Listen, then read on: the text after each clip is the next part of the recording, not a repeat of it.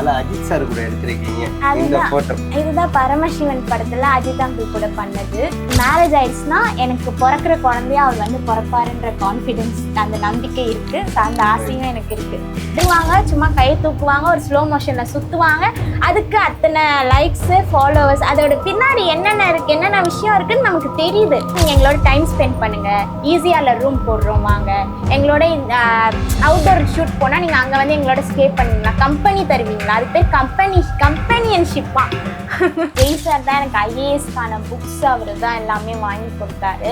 Simbu sir பார்த்துட்டு என்னை தூக்கி உட்கார வச்சு அட்வைஸ் பண்ண, நடிக்கணும்னு தானே வந்தேன், இப்போ நடிக்கணும்னா என்ன மாதிரி ட்ரெஸ்லாம் போடணும், எது கொடுத்தாலும் நீ பண்ணணும், எங்கே இருந்தாலும் பண்ணணும், இந்த மாதிரிலாம் அழக்கூடாது. நானும் விஜய் சேதுபதி சாரும் ஒன்னா போய் அந்த கிளாஸ் கற்றுக்கிட்டோம்.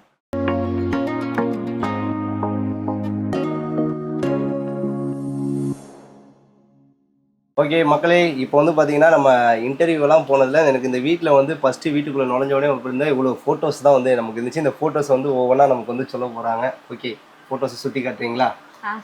சுற்றி காட்டுறதோ இது ஃபுல்லாகவே எங்கள் அம்மா எங்கள் அம்மாவுடைய கைவண்ணம் தான் சொல்லணும். ஆக்சுவலி நான் அவங்க இதை ஒட்டும்போது நான் திட்டினேன், ஏன் இந்த மாதிரி பண்ணுறீங்க, இது பார்க்கவே ஒரு மாதிரி இருக்குது. ஃபோட்டோஸ் ஃப்ரேம் பண்ணி ஒட்டினா அது ஒரு அழகாக இருக்கும். பட் எங்கள் வீட்டில் அந்த அளவுக்கு வசதி இல்லாத இடம் பற்றாக்குறையினால எங்கள் அம்மாவுக்கு வந்து நான் எல்லாமே பண்ணணும். அவங்களுக்கு இது ஒரு சந்தோஷம், ஒரு பெருமை, இதுதான் சொல்லுவாங்க, என் பொண்ணு இவ்வளோ விஷயம் பண்ணியிருக்கு, இது வந்து எடுத்தோன்னே யாராலையும் இது எவ்வளோ காசு இருந்தாலும் இது விலை கொடுத்து வாங்க முடியாத ஒண்ணு. கண்டிப்பா காசு இருந்தா எதையும் வாங்கலாம்னு சொல்றாங்க. பட் இந்த விஷயம், ஒரு சில விஷயத்தெல்லாம் காசு கொடுத்து வாங்க முடியாது, சில திறமையினால வந்த விஷயம். அது எனக்கு ரொம்ப பெருமையான விஷயம். விலை மதிக்கும்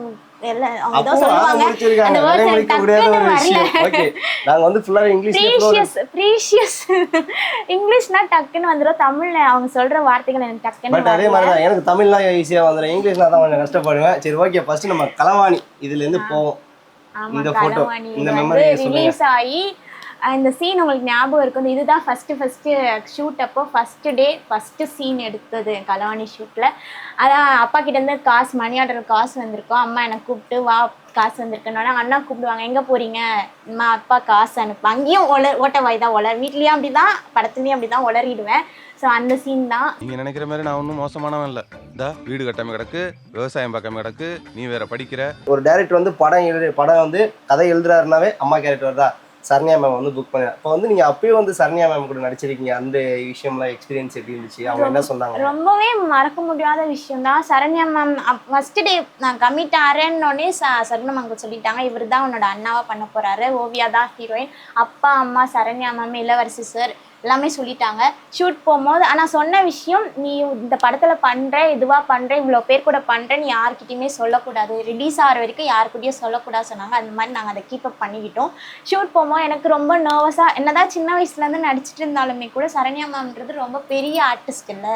ஸோ அவங்க கூட ஒர்க் பண்ணும்போது எனக்கு ரொம்ப பயமாகவே இருந்தது, எப்படி நான் பண்ண போகிறேன். பட் சரண்யா மேம் ஆகட்டும், இளவரசி சார் ஆகட்டும், என்னை வந்து அவங்க பொண்ணாவே தான் அங்கே பார்த்துக்கிட்டாங்க. ஈவன் விமல் அண்ணா கூட ஒரு ஃபேமிலி கூட நம்ம எப்படி இருப்போமோ அந்த மாதிரி தான் களவாணி செட் இருந்தது. ஸோ அதனால எப்போவுமே அவங்க வந்து எனக்கு களவாணி 1 ஆகட்டும் 2 ஆகட்டும் எப்போவுமே ஒரு அம்மா பொண்ணு அந்த ரிலேஷன்ஷிப் தான். பணம் வந்திருக்குடி. எவ்வளோமா? 10,000 அனுப்புறேன்னு சொல்லியிருந்தாரு, இன்னும் பிரிச்சு கூட பார்க்கல. இதில் வந்து களவாணி 2ல மேரேஜ் ஆகிட்ட பொண்ணா காமிச்சிருப்பாங்க, குழந்தை இருக்கிற மாதிரி காமிச்சிருப்பாங்க. ஸோ குழந்தை இருக்குன்றதை விட நீ கன்சீவாக இருந்தால் அம்மா வீட்டில் இருக்கலாமே, அப்போ நீ எப்போவுமே அம்மா கூடவே இருப்பல, அப்படி நீ சொல்லி கேடு. ஸோ எனக்கு ரொம்பவே பூஸ்டப் கொடுத்து என்கரேஜ் பண்ணுற சரண்யா மாமா தான் இருந்தாங்க. அவங்க கூட 2 படம் பண்ணியிருக்கேன், 3 படம் பண்ணியிருக்கேன் அவங்க கூட. ஸோ எப்போவுமே அந்த ஜேர்னி இன்னமும் நிறைய ஒர்க் கண்டினியூ ஆகணுன்றது ஆசை. ஓகே, அவங்க ஏதாவது சொல்லியிருக்காங்களா இது மாதிரி வந்து இந்த படத்தில் என் கூட இந்த பொண்ணை எனக்கு திருப்பி பொண்ணா கொடுங்க அப்படின்லாம் வந்து சொல்லியிருக்கோம்? களவாணி படத்தில் டப்பிங் அப்போ நாங்கள் வந்து வேற படத்தில் பிஸியாக இருந்தோம், ஷூட் போயிருந்தோம். ஸோ அதனால டேரக்டர் சார் கொஞ்சம் யோசிச்சாங்க, அப்போ டப்பிங் வர முடியாதா அப்படின்னு யோசிக்கும். ஆனால் அவங்களுக்கு நான் தான் பண்ணணும்னு இருக்கு. பட் ஆனாலும் அவங்க கேள்வி கேட்குறாங்க, அப்போ வர முடியாதா அப்படின்னு ஒரு இதை போயிட்டு இருக்கும்போது சரண்யா மேம் டப்பிங் வந்திருக்காங்க. அப்போ மனிஷா பண்ணியாச்சா நம்ம அப்போ டேரக்டர்ஸ் சொல்லியிருக்காரு போல, அவங்க வேற இடத்துல ஷூட்டிங் இருக்காங்க, என்னன்னு தெரியல, பண்ண முடியுமான்னு தெரியாத மாதிரி அவங்க என்ன சொல்றாங்கன்னு பாக்குறதுக்காக சொல்லியிருப்பாங்கன்னு நினைக்கிறேன்.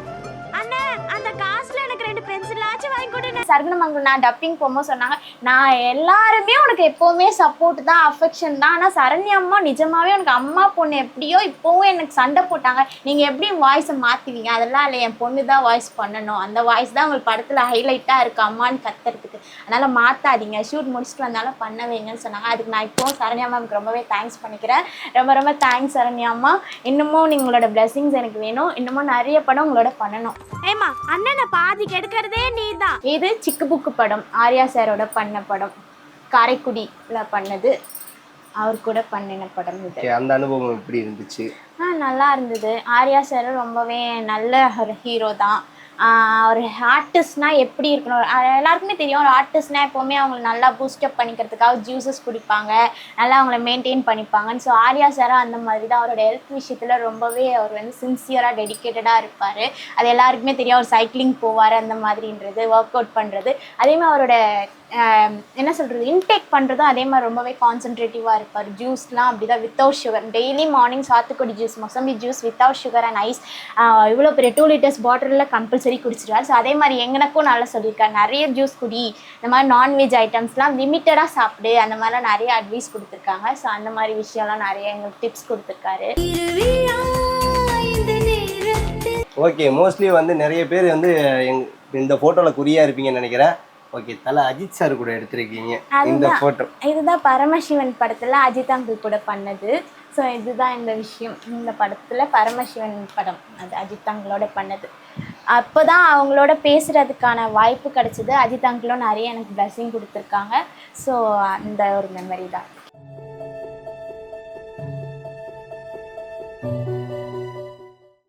ஓகே, மறுமுனை இந்த படம். மறுமுனை இது வந்து ஹீரோக்கு சிஸ்டராக பண்ணியிருப்பேன். இதில் இவர் தான் ஹீரோக்கு சிஸ்டராக பண்ணியிருப்பேன். எம்எஸ் பாஸ்கர் சார் அப்பா பண்ணியிருப்பாங்க. ஐயன் படத்தில் தமனா மேம்க்கு அம்மாவை பண்ணவங்க தான் அம்மாவை பண்ணியிருப்பாங்க. ஆக்சுவலாக இந்த படம் வந்து எங்கள் களவாணி படம் பார்த்து டேரக்டர் கதை எழுதும் போதே இந்த களவாணி படத்தோட தங்கச்சி தான் என் படத்தில் தங்கச்சின்னு எழுதி எனக்கு ஃபிக்ஸ் பண்ணது. நாங்கள் ஆடிஷனுக்கு போகல, ஆஃபீஸ்க்கு போகல, செலெக்ஷனுக்கு போகல, டேரெக்டாக அவங்க ஃபோன் பண்ணி டேரக்டர் சார் பேசி மேனேஜர் சார் வந்து இதுதாமா ரோலு, இதுதாமா பேமெண்ட் என்ன வேணும்னு கேட்டாங்க. நாங்கள் தான் பேமெண்ட் சொன்னோம். அதே பேமெண்ட் அவங்க கொடுத்துட்டாங்க. களவாணியை விட டபுள் மடங்கு பேமெண்ட் தான் கொடுத்தாங்க. இவ்வளோ நாள் ஷூட்மா, இத்தனை டேட் நீ வந்தால் போதும், ஏதாவது கேரக்டர் எல்லாமே இதுவாக இருக்கும். அவர் சொன்ன விஷயம், என் படத்தில் தங்கச்சின்னமோ உன்னை தான் நான் ஃபிக்ஸ் பண்ணியிருக்கேன், நல்லா பண்ணி கொடுத்துரு அப்படின்னு சொன்னாங்க. அதே மாதிரி அட்வான்ஸ் முன்னாடியே அனுப்பிட்டாங்க. எங்கள் வீட்டில் இருக்கிற இப்போ நாங்கள் எங்கள் இடம் இல்லாதனால அந்த திங்ஸ்லாம் நாங்கள் யூஸ் பண்ண முடியாமல் இருக்குது. ஸோ ட்ரெஸ்ஸிங் டேபிள், டீபாய், அப்புறம் வேறு என்னென்ன வாங்கணும், கம்ப்யூட்டர் டேபிள், அப்புறம் சோஃபா, இந்த மாதிரி வீட்டுக்கு தேவையான திங்ஸ் எல்லாமே என்னோடய பேமெண்ட்டில் தான், அந்த படத்தோட பேமெண்ட்டில் மெமரபுளாக வாங்கின விஷயம். ஸோ நாங்கள் ரெண்டல் வீட்டில் இருந்தோம். ஸோ அங்கே எல்லாமே அழகாக போட்டிருந்தோம். இங்கே இடம் இல்லாதனால எல்லாமே அந்த ரூமில் இருந்து அதுவும் கொஞ்சம் வேஸ்ட்டாக போயிருக்கு. ஸோ அந்த மெமரி வந்து எல்லாமே வாங்கினது இந்த படத்தோட பேமெண்ட் தான்.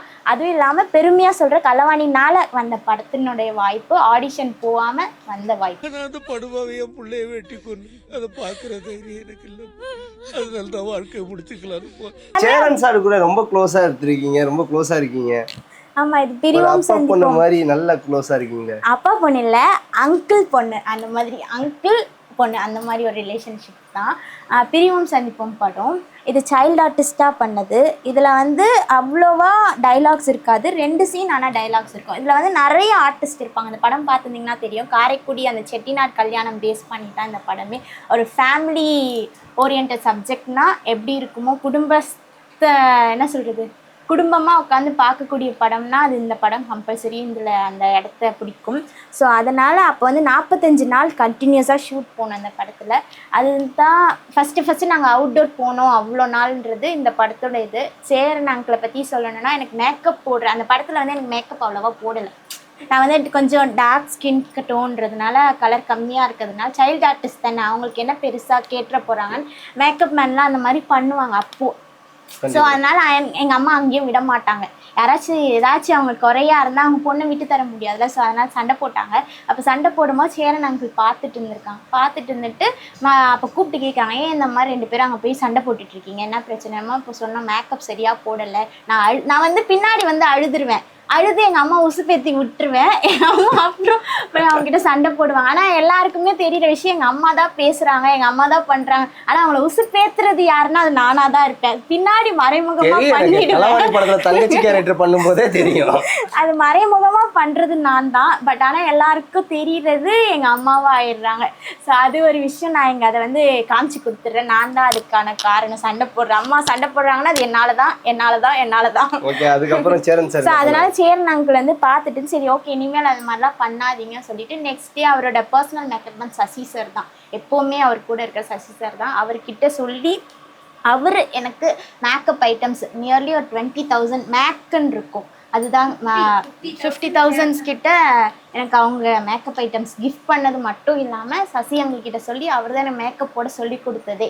இப்படி தான் நீ மேக்கப் போடணும், இதுக்கப்புறம் யார்கிட்டயே போய் சண்டை போடாத, அவங்க போடுறாங்களா ஃபஸ்ட்டு பாரு, அது உனக்கு பிடிக்கலையா நீயே செல்ஃபாக போட்டுக்கோ, ஏன் போடலன்னு சண்டைலாம் போடாதீங்க, உங்ககிட்டயே மேக்கப் இருக்குது நீயே போட்டுக்கோ அப்படின்ற அந்த அளவுக்கு இது பண்ணது சேரன் அங்கிள் தான். அது மட்டும் இல்லாமல் 45 நாள் அவர் கூட இந்த மாதிரி ஒன்றா இருந்துட்டோம், ஒரு குடும்பமாக பழகிட்டோம். அங்கிள் விட்டு போகிறோம், இந்த ஷெட்யூல் முடியுதுன்னா அழ ஆரம்பிச்சிட்டேன், நாளைக்கு முடியுதுன்னா 2 நாள் முன்னாடி அழ ஆரம்பிச்சிட்டேன். அப்போ அங்கிள் வந்து என்னை மடியில் தூக்கி வச்சு அட்வைஸ் பண்ணாங்க. அப்போ அவர் சொன்ன விஷயம் இந்த மாதிரி நீ நிறைய படம் பண்ணுவேன், நிறைய பேரை உன் லைஃப்பில் மீட் பண்ணுவேன், அதனால் எல்லாருக்கூடயும் ரொம்ப க்ளோஸ்டாலாம் ஃபீல் பண்ணக்கூடாது, எல்லாமே பாசிங் க்ளவுட்ஸ் மாதிரி தான், ஏன்னா ஹாய் பாய் அந்த ரிலேஷன்ஷிப்போடு இருந்துக்கோ, அதுதான் உனக்கு ரொம்பவே முக்கியமான விஷயம், ரொம்பவே வந்து க்ளோஸாக இருக்கணும்னு அந்த தாட்டில் இருக்காத, எல்லாருமே நல்லவங்களா இருக்க மாட்டாங்க அப்படின்ற நிறைய அட்வைஸ் பண்ணாங்க. இப்போவுமே அவங்க எனக்கு எப்போவுமே ஒரு நல்ல அங்கிள், நல்ல ஒரு மென்டார். அந்த வாழ்க்கை முறையில் இந்த மாதிரி பிரச்சனைகள்லாம் பெருசாக தெரியல. இது வந்து கேட்டிங்கன்னா இது வந்து யார் இந்த ஃபோட்டோ எடுத்திருப்பாங்க நீங்கள் கெஸ் பண்ணுங்க.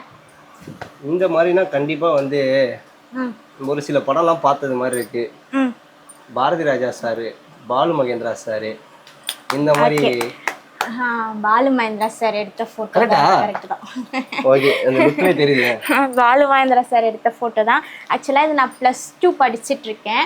அப்போ வந்து நாங்கள் பாலு மகேந்திரா சாரை போய் மீட் பண்ணணுன்ற எல்லாருமே சொல்லியிருக்காங்க. நீங்கள் வந்து என்னை பார்த்தா வந்து அந்த வில்லேஜ் கேர்ள் ஓம்லி லுக்குன்றதுனால Bharathi Raja sir, Balu Mahendra sir, Balachander sir இவங்களெல்லாம் போய் பார்த்தீங்கன்னா அவங்க பொண்ணுக்கு ஒரு லைஃப் கிடைக்கும்னு சொல்லியிருந்ததுனால சரி நம்ம பாலு மகேந்திரா சாரை போய் பார்க்கலாம் அப்படின்ற மைண்ட் செட் இருந்துச்சு. பட் ஆனால் நாங்கள் போய் பார்க்கல. ஆனாலும் என்ன ஒரு தயக்கம்னா அவங்க பெரிய டேரக்டர் இல்லை, எப்படி நம்மளாம் போனால் நம்மளை எப்படி பார்ப்பாங்களா, அவங்களோட டைம் ஸ்பெண்ட் பண்ணி நம்மக்கிட்ட பேசுவாங்களா, அப்படி ஒரு தயக்கம் இருந்துகிட்டே இருந்தது. அப்புறம் சரி போய் பார்க்கலாமே, எங்களுக்கு ஒருத்தவங்க வந்து நிறைய ரொம்ப கான்ஃபிடென்ஸ் கொடுத்து நீங்கள் போய் பாருங்கள் சொன்னாங்க. சரி ஓகே போய் பார்க்கலான்னு சொல்லிட்டு போகும்போது ஃபஸ்ட்டு ஆஃபீஸ் போகிறோம். எங்கே அவங்க சினிமா பற்றி சாலிகிராமத்தில் இருக்குல்ல பஸ் ஸ்டாண்ட் பின்னாடி, அங்கே தான் போனோம். அங்கே போகும்போது அவங்க டிரைவர் சார் வெளில இருந்தாங்க. இந்த மாதிரி சாரை பார்க்கறதுக்காக வந்து அவங்க போய் உள்ளே போய் சார்கிட்ட சொன்னோன்னே சார் வெளியில் வராரு யாருன்னு பார்க்கறதுக்காக. வெளில வந்து அப்புறம் அவர் உள்ளே கூட்டிகிட்டு போயிட்டு என்ன பண்ணுறீங்க இது பண்ணுறீங்கன்னு எல்லாமே பேசினார். அப்போயே எனக்கு ஃபஸ்ட் மீட்டிங்கில் எல்லாமே சொன்னோன்னே எனக்கு 3 டெஸ்ட்டு வச்சார். என்னென்னு ஒன்று வந்து ஆக்டிங்க்கான டெஸ்ட்டு, ஒரு சீன் கொடுத்து நடிக்க வச்சார். அப்புறம் ஒரு 2 புக்கு கொடுத்தாரு, நாவல் புக்கு, ஒன்று இங்கிலீஷு இன்னொன்று தமிழ்.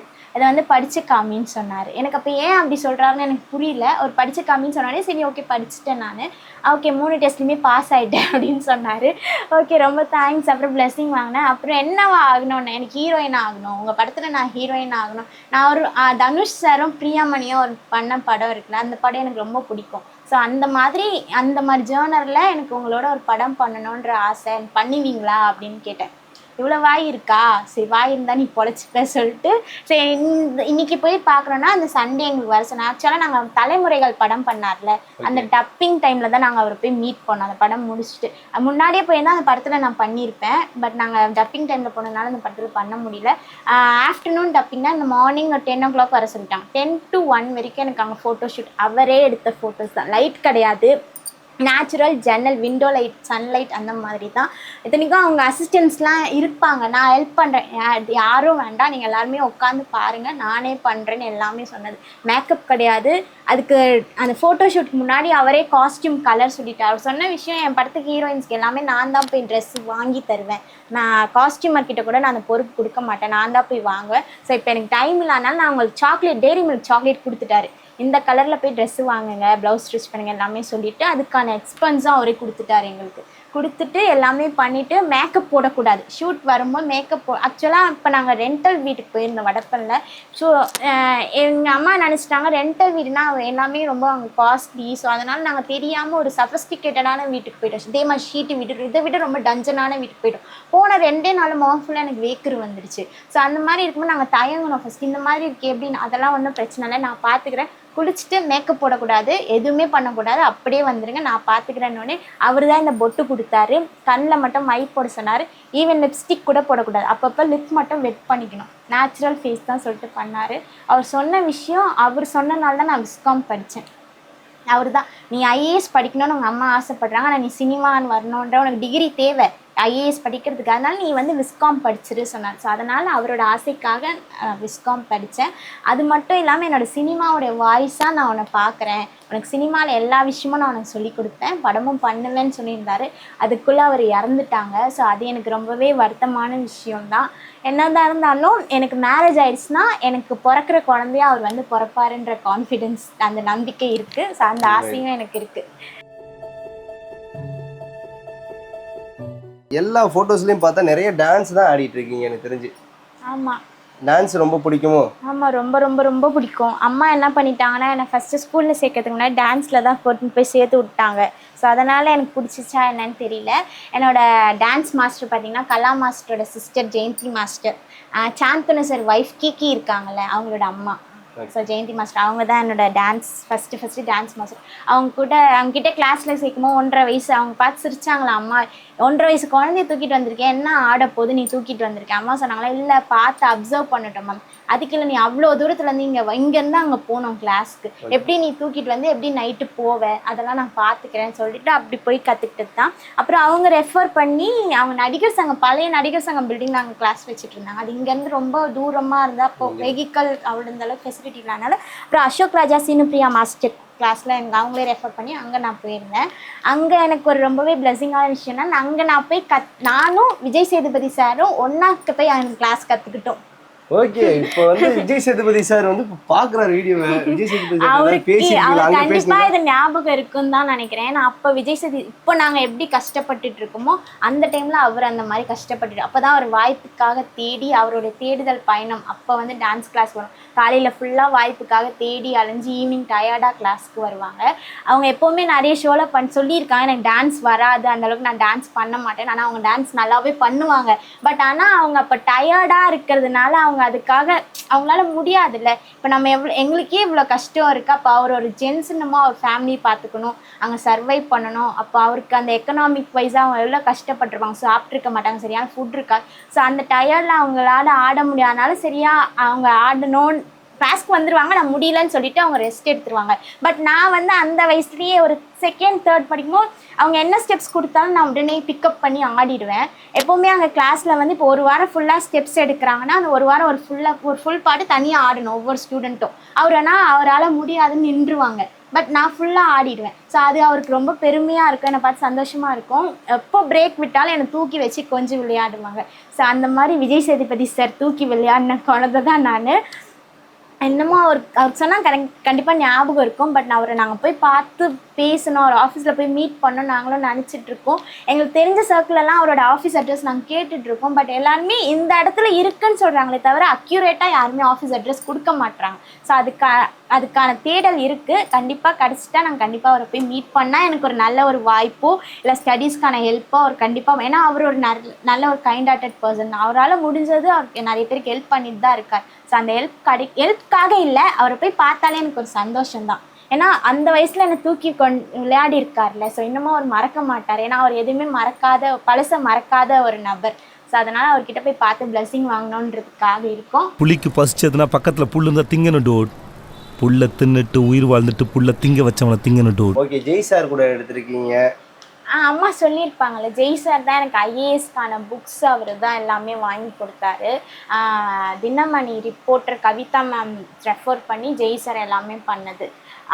அவர் ஐஏஎஸ்க்கும் ஃபீஸ் பே பண்ணுறதா தான் சொல்லியிருந்தாங்க. நாங்கள் அதுக்கப்புறம் கவிதா மேம் கூட எங்களால் பேச முடியாத ஒரு சுச்சுவேஷன், அவங்க கூட கனெக்டிங்கில் இல்லை நாங்கள். ஸோ கண்டிப்பாக அவங்க தெரிஞ்சால் அவங்க கண்டிப்பாக ஜெய் சார் மூலிமா சொல்லி ஜெய் சார் பண்ணுறதுக்கான வாய்ப்பும் இருக்குது. பார்க்கலாம். ஓகே, இவ்வளோ டான்ஸ் பக்காவாக ஆடுறீங்க. அது இல்லாமல் ஒரு சின்ன ஒரு விஷயம் கேள்விப்பட்டோம், எஸ்டிஆர் சார் கூட நீங்கள் பயங்கரமாக டான்ஸ் ஆடினீங்க அப்படின்னு சொல்லிட்டு. பயங்கரமாலாம் டான்ஸ் ஆடல. எஸ்டிஆர் சார் சிம்பு சார் கூட வல்லவன் படத்தில் அந்த ஃபஸ்ட்டு சாங் போடு தாளம் போட அந்த சாங் பண்ணியிருப்பேன். அந்த சாங் பண்ணும்போது அதுவும் வந்து சிம்பு சார் வந்து என்னை தூக்கி வச்சு அட்வைஸ் பண்ணார். அவர் எதுக்காகன்னா அந்த சாங் ஃபுல்லாமே படத்தில் இருந்து தான் காஸ்டியூம் கொடுத்தாங்க. 3 காஸ்டியூமே ரொம்பவே சூப்பரான காஸ்டியூம். 4வது காஸ்டியூம் வந்து ஸ்லம் ஏரியா மாதிரி அந்த ஏரியாவில் போயிட்டு ஷூட் பண்ணுறதுக்காக பழைய ட்ரெஸ்ஸாக கொடுக்கணும்னா. அப்போ நான் சொன்னேன் என்னோட ஓன் காஸ்டியூமே நான் போட்டுக்கிறேன், நீங்கள் கொடுக்குற காஸ்டியூம் நான் போடல, ஏன்னா இன்னொருத்தவங்க காஸ்டியூம் போட்டால் எனக்கு செட் ஆகாது, அது பழசாக தெரியணுன்றதுனால அவங்க வேற ஒருத்தர் அங்கே இருக்கிறவங்களோட ட்ரெஸ்ஸு கொடுக்குறேன், அது நான் போட மாட்டேன் அப்படின்னு சொல்லிட்டு நான் அழ ஆரம்பிச்சிட்டேன்.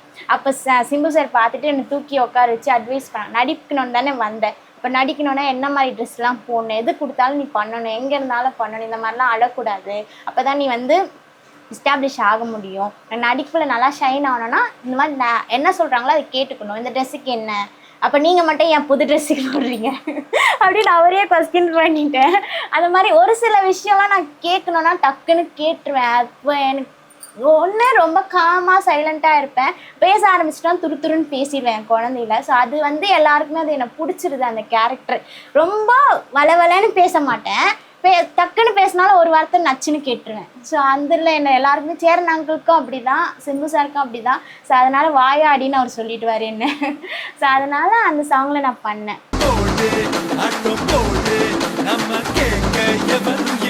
போட்டு வந்துட்டு இருக்கீங்க. இப்போ வந்து கொஞ்சம் இப்போ 2K கிட்ஸ் இந்த காலகட்டங்களில் வந்து பார்த்தீங்கன்னா இப்போ ஒரு விஷயம் ட்ரெண்டிங், இன்ஸ்டாகிராம் அப்படிங்கிற ஒரு விஷயம் வந்து ட்ரெண்டிங். இதுக்கு முன்னாடி டிக்டாக்காக இருக்கட்டும், மியூசிக்கலியாக இருக்கட்டும், இந்த மாதிரி வந்து இப்போ நிறைய ட்ரெண்ட் ஆகிட்டு இருக்குது. இப்போ இதில் ரீல்ஸ் போடுறவங்களாம் இப்போ இன்ஃப்ளூயன்சர் செலிபிரிட்டியெல்லாம் ஆயிடுறாங்க. அதுவும் வந்து இந்த ஸ்லோமோ போட்டு நடக்கிறவங்களாம் செலிபிரிட்டி ஆகுறாங்க. அப்படி என்னைக்காவது இவன் என்னடா பண்ணுறான், இவன் நடந்து வரா, இவனுக்கு 1 லட்சம் ஃபாலோவர்ஸ் இருக்குது, நான் கஷ்டப்பட்டு நடிக்கிறேன்டா, எனக்கு என்னடா ஃபாலோவே கொடுக்க மாட்டேங்குன்னு என்னைக்காவது நினச்சிருக்கீங்களா? எப்படி இந்த கொஸ்டின் உங்களுக்கு கரெக்டாக தோணுச்சுன்னு தெரியல. ஆக்சுவலாக இது நான் நினச்சிருக்கேன் நிறைய பேரை பார்த்து. இது நீங்கள் நானும் இல்லை, நிறைய பேரோட மனசுல இது இருக்கு. அந்த கொஸ்டின் எனக்கும் இருக்கு. அம்மா ஆக்சுவலாக இந்த ஒரு மாசமா என்னை வந்து டான்ஸ் பண்ணு இன்ஸ்டா ரீல்ஸ்க்காக பண்ணுவாங்க. நான் இந்த 2 வாரமாக பண்ணவே இல்லை, சுத்தமாக நான் பண்ணலை. அவங்க சண்டை போட்டு பார்த்துட்டாங்க, திட்டி பார்த்துட்டாங்க, கெஞ்சி பார்த்துட்டாங்க. இல்லை நான் பிடிவாதமாக நான் பண்ண மாட்டேன். அதுக்கான ரீசன் என்னன்னா, இதே நீங்கள் சொன்னீங்களா அந்த ஆதங்கம், அந்த ஒரு இதுதான். நம்ம இவ்வளோ கஷ்டப்பட்டு எஃபோர்ட் போட்டு பண்ணுறோம், பட் அவங்களாம் எதுவுமே சொல்ல மாட்டாங்க. வருவாங்க, சும்மா கை தூக்குவாங்க, ஒரு ஸ்லோ மோஷனில் சுற்றுவாங்க, அதுக்கு அத்தனை லைக்ஸு ஃபாலோவர்ஸ், அதோட பின்னாடி என்னென்ன விஷயம் இருக்குன்னு நமக்கு தெரிஞ்சாலும் கூட பட் நம்ம ஒரு ரியல் டேலண்ட்டாக வரவங்களுக்கு அந்த ரெக்கக்னேஷன் இல்லாமல் ஏதோ ஒரு இதுவாக அவங்களுக்கு பின்னாடி ஒரு கேமராமேன் இருக்காங்க, ஒரு எடிட்டர் இருக்காங்க, அதுக்குன்னு ஒரு குரூப் வச்சுருக்காங்க. ஸோ அத்தனை பேர் வேலை செய்கிறதுக்கு இத்தனை இது பண்ணுறாங்க. பட் ரியல் டேலண்ட் எங்ககிட்ட வந்து ஐஃபையான மொபைல் கிடையாது, எங்ககிட்ட அந்த ஒரு குரூப் டீம் கிடையாது. நான் எங்கள் அம்மா தான் கேமராமேன், அவங்களுக்கு தெரிஞ்சது தான் அவங்க எடுக்க போகிறாங்க. நான் அதுக்கான எனக்கு ஃபாலோவர்ஸ் நான் இல்லைன்னு சொல்லலை, எனக்கு அவங்க சப்போர்ட் இல்லைன்னு சொல்ல, எல்லாமே இருக்குது. பட் அவங்க சொல்கிற விஷயம் என்னென்னா, நீங்களும் மற்றவங்கள மாதிரி பண்ணுங்க அப்படின்னு சொல்கிறாங்க. எனக்கு என்னென்னா, மற்றவங்கள மாதிரி நம்ம எதுக்கு போகணும், நம்ம வழியிலேயே நம்ம போகலாம்ல. இப்போ நம்ம உடனே படம் பண்ணுறோமோ அந்த மாதிரியான இது நம்ம பண்ண தான் வேணும், பண்ணிக்கலாம். இப்போ ஒரு சாதாரண ஒரு ரீல்ஸ்க்கு நம்ம எதுக்கு அந்த மாதிரி பண்ணணும், அதுவும் ஜென்யூனாக இருந்து பண்ணால் பரவாயில்ல. பட் யாருமே அந்த மாதிரி ஜென்யூனாக இருந்து பண்ணலையே, ஜென்யூனஸே அவங்கக்கிட்ட இல்லை. பட் அவங்க அந்த மாதிரி இருக்கு, அவங்கள மாதிரி நம்ம மாறணுமா, அவங்க வழியில் நம்ம போகணுமா, இந்த மாதிரி கொஸ்டின் எங்கள் அம்மாவும் கேட்குறாங்க, எனக்கும் இருக்குது. ஸோ அந்த மாதிரி நம்ம இல்லாதனால எனக்கு எதுக்கு அதில் பண்ணி எனக்கு என்ன யூஸ் இருக்குது. இப்போது அந்த மீடியாவில் இருக்க டேரக்டர் ஆகட்டும், ப்ரொடியூசர் ஆகட்டும், அவங்களுக்கு எல்லாமே தெரியும் பின்னாடி என்னென்ன இருக்குது, அவங்க எது மூலியமாக இப்படி வராங்க. தெரிஞ்சே அவங்க வந்து பொய்யா வரவங்களுக்கு வாய்ப்பு கொடுக்குறாங்க. ரியல் டேலண்ட்ஸ்க்கு ஏன் அவங்க ஒரு அங்கீகாரம் ரெக்கக்னேஷன் கொடுக்க மாட்டேங்கிறாங்கன்றது ஆதங்கம் எனக்கு மட்டும் இல்லை, என்ன மாதிரி இருக்க நிறைய ஆர்டிஸ்ட்க்கு இருக்குது. இதை தான் வடிவுக்கரசி அம்மா எங்கள் சார்பாகவும் பேசியிருக்காங்க. அது எனக்கு ரொம்ப சந்தோஷமாக இருக்குது. அவங்க கூட நான் யாம் இருக்க பயமீன் சீரியல் பண்ணியிருக்கேன். ஸோ அந்த ஃபோட்டோ நீங்களே கண்டுபிடிப்பீங்கன்னு நினைக்கிறேன். இங்கே நாங்கள் ஒட்டி வச்சுருக்காங்க அம்மா.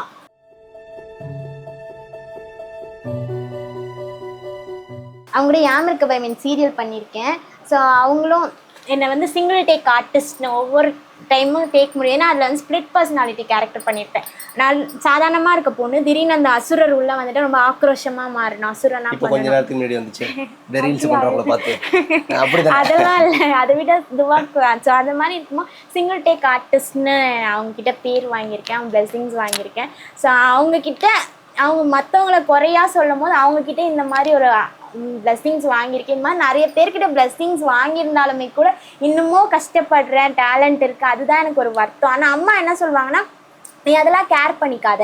இப்போ எனக்கும் ஃபாலோவர்ஸ் இருக்காங்க, எனக்கும் அப்ரிஷியேஷன்ஸ் வருது, லைக்ஸ் வருது. பட் சொல்கிற விஷயம், கேட்குற விஷயம் என்னென்னா, கொலாப் ஷூட் பண்ணுறோம் வாங்க, அதே மாதிரி ரீல்ஸ் எடுக்கிறோம், நாங்கள் உங்கள் கூட இருந்து பண்ணுறோம், நாங்கள் ஃபோட்டோ ஷூட் பண்ணுறோம், ஆடுக்கு எடுக்கிறோம் வாங்க. பட் பின்னாடி என்ன சொல்கிறேன்னா, நீங்கள் எங்களோட டைம் ஸ்பெண்ட் பண்ணுங்கள், ஈஸியாக ரூம் போடுறோம் வாங்க, எங்களோட அவுட்டோர் ஷூட் போனால் நீங்கள் அங்கே வந்து எங்களோட ஸ்டே பண்ணுவீங்களா, கம்பெனி தருவீங்களா, அதுக்கு பேர் கம்பெனியன்ஷிப்பாக. என்னவோ இது கொலாப் ஷூட்டுக்கு கம்பெனியன்ஷிப், அவங்களோட நான் கம்பெனி தரணுமா, என்ன நான் அவங்களுக்குன்னா ஒரு ஃப்ரெண்டா இல்லை கேர்ள் ஃப்ரெண்டா, இல்லை நான் அவங்களுக்கு போய் கம்பெனி கொடுக்கறதுக்கு சொல்லுங்க பார்ப்போம். யாருன்னே எனக்கு தெரியாது. இப்போ இந்த மாதிரி இருக்கிறதுக்கு நாங்கள் படமோ சீரியலோ ப்ரொடியூசர் டேரக்டர் சொல்கிற பேச்சை கேட்டு நாங்கள் பண்ணிட்டு போயிடலாமே, எதுக்கு ஒரு ரீல்ஸ்க்கு நாங்கள் பண்ணணும். ஆனால் அதில் பண்ணுறவங்க இப்படி தான், புதுசாக வரவங்க இப்படிலாம் இருந்து தான் வராங்க, எஸ்டாப்ளிஷ் ஆகுறாங்க.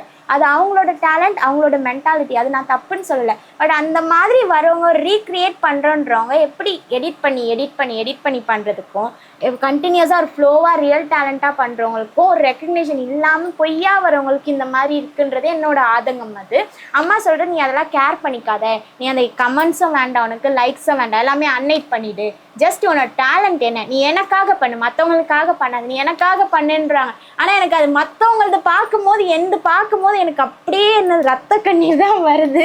ஸோ அதனால இந்த 2 வாரமாக நான் பண்ணலை.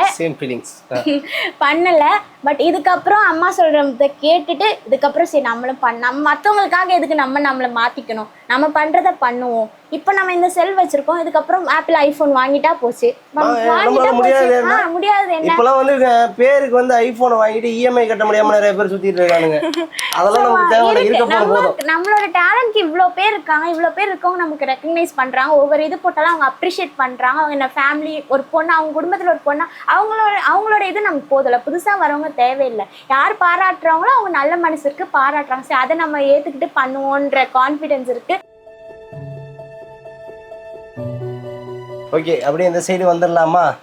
நீங்கள் வந்து சட்டசபையில் நுழைஞ்சா கூட இத்தனை பேரோட ஃபோட்டோ பார்க்க முடியாது. அவ்வளோ ஃபோட்டோ, எம்ஜிஆராக இருக்கட்டும், கலைஞராக இருக்கட்டும், காமராஜர், பேரறிஞர் அண்ணா, அந்த லாஸ்ட்டில் திருவள்ளுவர், அப்புறம் பாரத பிரதமர் மோடிஜி அவர்கள், துணை முதலமைச்சர் உதயநிதி ஸ்டாலின், ஜெயலலிதா மேம். ஏன் நீங்க என்ன பண்றீங்க? எம்ஜிஆர் சார்லாம் சொல்லிட்டேன். நீங்க என்ன பண்றீங்க? போட்டோ எதுவும் வைக்கிறீங்களா? நான் எல்லா கட்சி ஏதாவது ஒண்ணு இந்த பக்கம் நில்லு. ஐயா, நான் எங்க அண்ணன் மாதிரி பேசுறேன், வேணா ஒண்ணு இந்த பக்கம் நில்லு, இல்ல அந்த பக்கம் நில்லு, நடுவில் லாரி அடிச்சிடும் அப்படின்ட்டு அங்க போயிட்டோம் பாத்தியா? ஓகே, எல்லா போட்டோவையும் ஒண்ணா வச்சிருக்கீங்களே, என்ன கதை? இது நீங்கள் எங்கள் அம்மாக்கிட்ட தான் கேட்கணும். ஏன்னா எங்கள் அம்மாவோட கலெக்ஷன்ஸ் தான். அவங்களுக்கு வந்து எல்லா லீடர்ஸுமே பிடிக்கும். யார் நல்லது பண்ணுறாங்களோ அவங்க எல்லாருமே ரொம்ப பிடிக்குன்றது தான் அவங்களோட கான்செப்ட்டு. அது மட்டும் இல்லாமல் யுனைட்டி இன் டைவர்சிட்டி, அதை அவங்க ஃபாலோ பண்ணுறாங்க, மெயின்டைன் பண்ணுறதா சொல்லுவாங்க. எங்கள் எஸ்ஆர்எம் யூனிவர்சிட்டி பார்த்தீங்கன்னா என்ட்ரன்ஸ்லேயே எல்லா கண்ட்ரீஸோட ஃப்ளாகும் அங்கே வச்சுருப்பாங்க. ஸோ அந்த மாதிரி அவங்க வெளியில் நாங்கள் ஃபஸ்ட்டு இந்த கார்டன் இருக்கு இல்லையா, அங்கே நாங்களும் வச்சுருந்தோம். நம்ம கண்ட்ரியில் என்னென்ன ஆக்சுவலாக தமிழ்நாட்டில் என்னென்ன கொடி இருக்கோ எல்லா கொடியும் நாங்கள் வச்சுருந்தோம். அது இப்போ கொஞ்சம் டேமேஜ் ஆயிடுச்சு எல்லாமே. மறுபடியும் அவங்க வாங்கி வைக்கணும்னு வச்சுருக்காங்க. இந்த ப்ரோக்ராம்க்கு அப்புறம் உடனே வாங்கி வச்சுருவாங்க. ஓகே, பையன் ஃபோட்டோ வச்சுருக்கீங்க, அப்பா ஃபோட்டோ வைக்கல, ஸ்டாலின் ஐயா ஃபோட்டோ? அப்படி இல்லை, அவங்க அப்பா ஃபோட்டோ, ஸ்டாலின் ஐயா ஃபோட்டோ இங்கே ஃபுல்லாக இவ்வளோ பெரிய ஃபோட்டோக்கு வச்சுருந்தேன். அதை ஒட்டி வச்சுக்க டேப் தெரியுதா? டேப்பு கொஞ்சம் காமிச்சிக்கோ, எங்கள் அம்மாவுக்கு சந்தோஷமாக இருக்கும். இங்கே தான் ஒட்டி வச்சுருந்தாங்க. அது வந்து சரியாக பேஸ்ட் ஆகாதனால வந்துருச்சு. அதனால அவங்க தனியாக மொபைல் எடுத்து வச்சுருக்கு, காமிக்கிறேன்னு சொல்லியிருக்காங்க. அது வருத்தமாக தான் இருக்குது. நேற்று கூட நீங்கள் வரேன்னு சொன்னால் நேற்று அந்த ஃபோட்டோ நான் அப்படியே தேடி கண்டுபிடிச்சி மறுபடியும் ஒட்டிடுவேன்னு சொன்னாங்க. பட் எக்கனாமிக் இஷ்யூனால அது அவங்களால பண்ண முடியல. அதுவே ரொம்ப வருத்தமாக புலம்பிட்டு தான் இருக்காங்க. அதை ஒட்டிடுவாங்க. ஓகே, இப்போ வந்து பார்த்தீங்கன்னா நான் இதில் ரொம்ப அதிக டைம் பார்த்தது இந்த ஒரு ஃபோட்டோ. நிறைய இடத்துல இந்த ஃபோட்டோ இருக்குது, நிறைய இடத்துல. இங்கே இருக்கும், அதான் அங்கே பார்த்துட்டு கேட்கலான்னு நினச்சேன். இங்கே இருக்கு. இந்த போட்டோவோட ரகசியம், இதுக்கு உள்ள இருக்க பின்னணிலாம் இல்லை. அது நான் ஹீரோயினாக நடித்த படம் பேர் அழகான நாட்கள். இவர் தான் டேரக்டர் விஜய் சங்கர் சார். மேலே இருக்கிறவர் ப்ரொடியூசர் இந்திரஜித் சார். அது ஹீரோ சாய் ஹரிஷ். படம் டாக்கி போர்ஷன்ஸ் எல்லாமே முடிஞ்சிருச்சு. சாங்ஸ் மட்டும்தான் பேலன்ஸ் இருக்குது. சாங்ஸ் முடிஞ்சிருச்சுன்னா படம் ரிலீஸ் ஆகிடும்.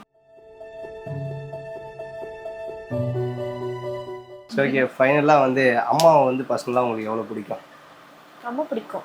சரி, ஏதாவது வந்து நீங்கள் உங்கள் அம்மா கிட்ட நேரடியாக நீங்கள் பேச முடியாத ஒரு விஷயத்த நீங்கள் இந்த இடத்துல ஷேர் பண்ணுங்க இந்த வீடியோ மூலியமா. அப்படிலாம் இல்லை, நான் எல்லாமே எங்கள் அம்மா கிட்ட சொல்லி திட்டுறதா இருந்தாலும் சரி நேருக்கு நேர் திட்டிடுவேன், கொஞ்சிறதா இருந்தாலும் சரி கொஞ்சிடுவேன், அடிக்கிறதா இருந்தாலும் சரி அடிச்சிருவேன்.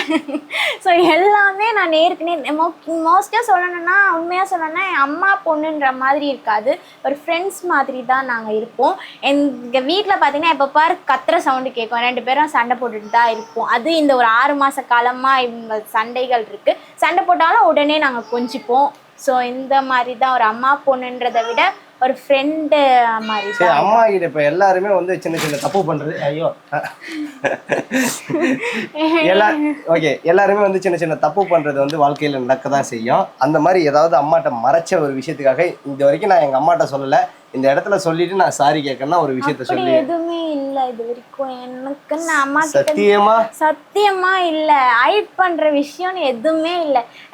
ஏன்னா காலேஜ்க்கு ஸ்கூலுக்கு அம்மா தான் எனக்கு கூட்டு போய் கூட்டு வந்தாங்க, காலேஜுக்கு அம்மா தான் எனக்கு கூட்டு வந்தாங்க, கிளாஸஸ்க்கு அம்மா தான் கூட்டு வந்தாங்க. பக்கத்து ஸ்ட்ரீட் 2 ஸ்ட்ரீட் தள்ளி போனாதான் எங்க பாட்டி வீடு, அங்கேயும் அம்மா கூட தான் போவேன். கடைக்கு போனோம்னாலும் அம்மா கூட தான் போவேன். கேட்டை விட்டு வெளில போறது இல்லை.